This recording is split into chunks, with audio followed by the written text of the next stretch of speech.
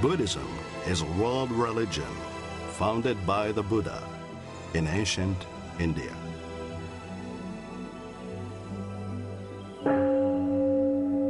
Buddhists seek wisdom, meaning, inner peace, and freedom from greed, hatred, and ignorance.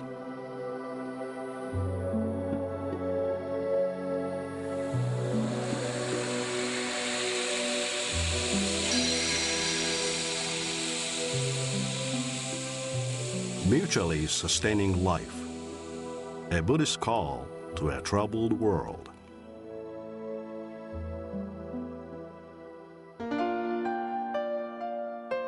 There is a passage in the smaller sutra of Amitayus which goes as follows. The color of blue radiates a blue light, the yellow a yellow light, the red a red light, and the white a white light. Each color radiates its own light.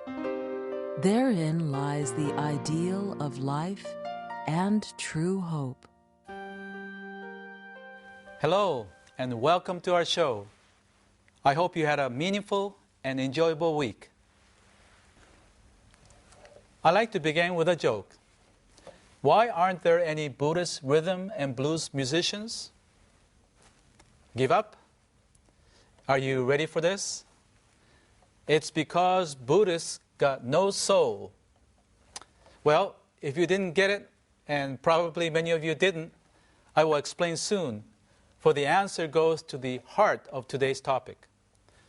Specifically, as we continue our discussion on the second mark of existence, which is that life is interdependent, I would like to concentrate on a dimension of this mark which is rarely talked about, and I shall call this dimension or quality the sacred self.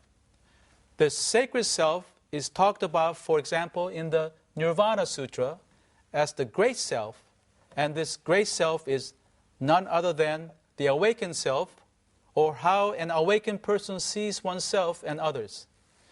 For one who has realized nirvana, each person, living being, and inanimate thing is inherently sacred. And they are sacred since they have intrinsic worth and are unique unto themselves.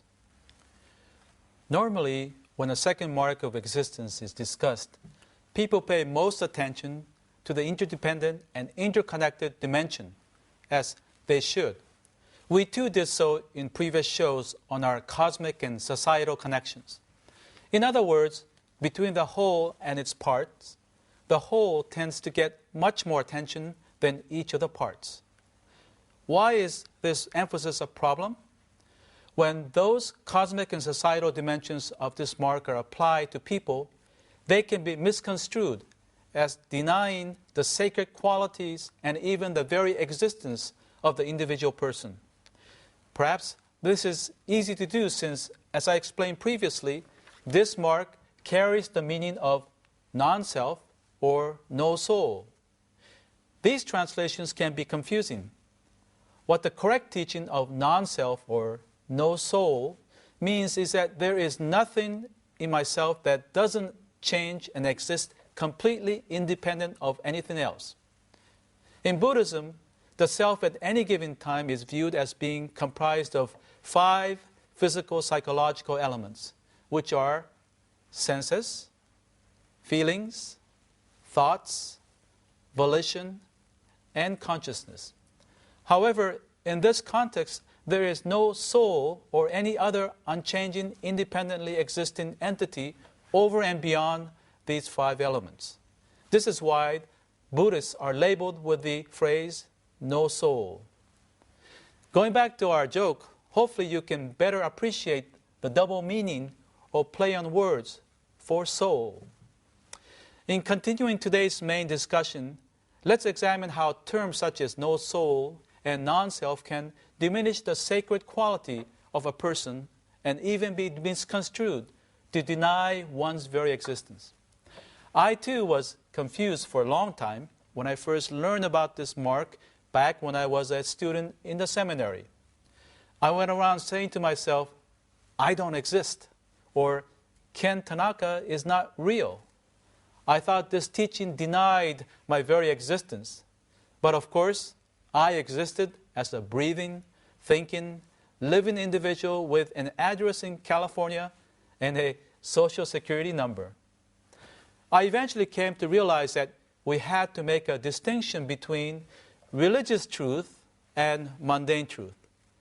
The teaching of non-self was on the level of religious truth, but on the mundane level, my very existence was real. This confusion has contributed to the denying of not only one's existence, but also one's worth. A good example was the case in Japan before and during the Second World War. During that period of an oppressive military regime, this Buddhist teaching of non-self was incorrectly interpreted and applied to benefit the state and its military objectives. It contributed to the undermining of the sacred qualities of the individual and fostered the sacrificing of personal rights and freedom in service of the state, which included the ultimate sacrifice of one's life. I wonder how many people, both ordinary soldiers and civilians in Japan and elsewhere, lost their lives unnecessarily in the belief that the state was more important than the individual lives. Regrettably, some Buddhist leaders, consciously or unconsciously, supported the military state by perpetuating this misguided interpretation of the Buddhist truth. However, many Buddhist institutions since have taken steps to self-reflect and atone for their past mistakes.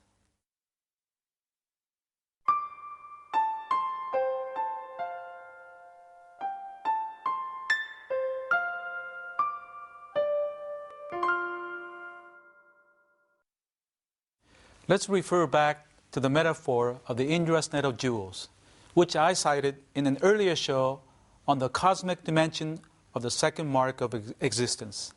Traditionally, this metaphor does not explicitly express the sacred self or the sacred dimension of the individual parts.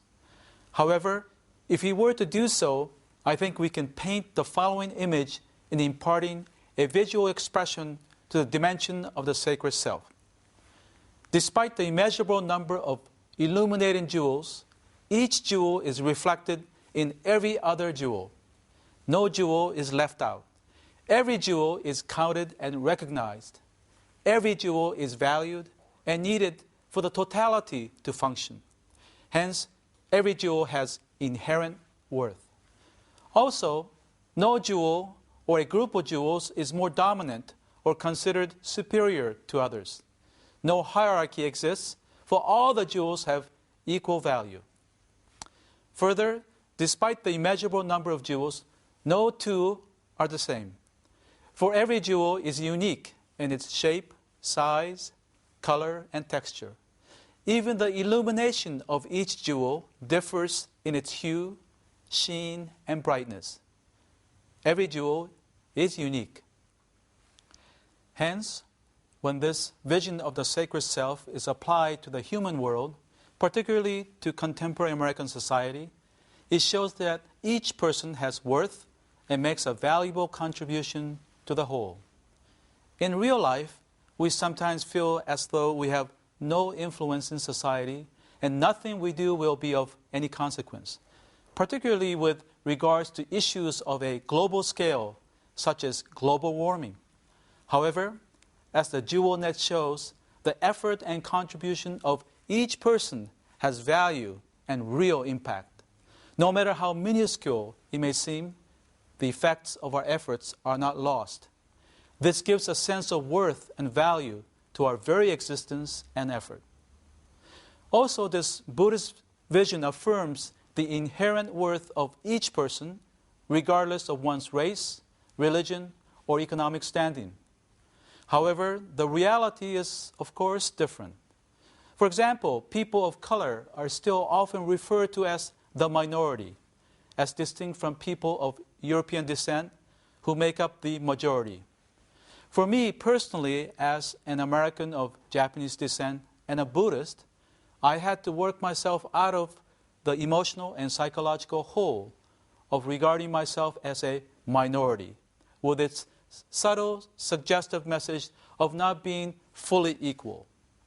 And I'm sure that other minorities are able to identify with my experience. What helped me out of this mental dilemma was the Indras Net of Jewels. It painted a vision of what is true and real, thereby helping me to overcome the effects of how society saw me and labeled me. Of course, what is great about America is that it continues to evolve toward an ideal society, spurred on by the spirit of expanding opportunity, as reflected in the founding principles of democracy and justice. Over the span of this evolutionary process, more and more minorities than ever before are valued for their abilities and accomplishments. As Buddhists, this political and social progress simply reinforces my religious vision as expressed by the Indras Net of Jewels. And most of all, one's unique qualities, even if they are not part of the majority, are affirmed. It is this spirit that is expressed in today's passage, which describes the lotus flowers in the lakes of the Pure Land, or the realm of awakening or nirvana. In that environment, each flower is affirmed to be true to itself, without being pressured to be something else. The color of blue radiates a blue light, the yellow, a yellow light, the red, a red light, and the white, a white light. On a familiar note, doesn't this remind many of you of Mr. Rogers' famous line from his TV show, Mr. Rogers' Neighborhood? There is no one like you in the whole wide world. You are fine just the way you are. Does this mean Mr. Rogers was a Buddhist? I'm kidding, of course, for he was a Presbyterian minister. My point is that many religions arrive at similar conclusions, for instance, about the sacredness of each person. When we experience what is real, we all acquire soul, even Buddhists. Thank you for being with us. See you next week when we discuss an optimistic teaching of the Buddha nature with an interesting guest affiliated with the Rissho Koseikai denomination of Buddhism.